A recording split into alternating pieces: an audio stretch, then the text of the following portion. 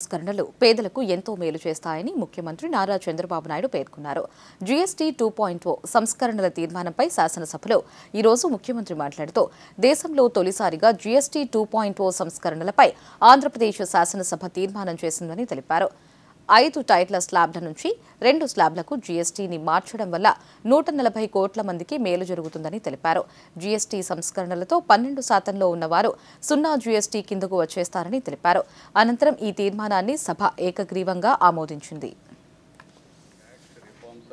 Technology reforms అన్నా నేను ముందుంటాను. చాలా సార్లు ఒక విషయం చెప్పాను, మనందరం గుర్తుపెట్టుకోవాల్సింది అభివృద్ధి జరిగితే సంపద సృష్టించబడుతుంది. సంపద సృష్టిస్తే ప్రభుత్వానికి ఆదాయం వస్తుంది. ఆదాయం వస్తే ఆ ఆదాయంతో సంక్షేమం మళ్ళీ అభివృద్ధి చేయడానికి అవకాశాలు వస్తాయి.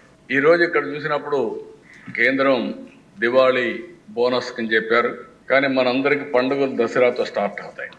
22 అమలవుతుంది. దసరా నుంచి మనకి దీపావళి వస్తుంది. దీపావళి తర్వాత సంక్రాంతి వస్తుంది. ఈసారి అన్ని పండుగలు ఘనంగా జరుపుకునే అవకాశం వస్తుంది. నిజమైన స్ఫూర్తితో పండుగలు చేసుకోవడానికి పేదవాడికి అవకాశం వస్తుంది. దిశ నేను ఎప్పుడు చెప్పేవాడిని, సంక్రాంతికి ఒకసారి కానుక కూడా ఇచ్చాం, పేదవాళ్ళు పండుగ చేసుకోలేరని. ఈ రోజు ఈ యొక్క రిఫార్మ్ వల్ల 99% ఎవరైతే 12% ఓల్డ్ స్లాబ్ రేట్ ఉన్నారో వాళ్ళకందరికీ 0% వచ్చేస్తున్నారు.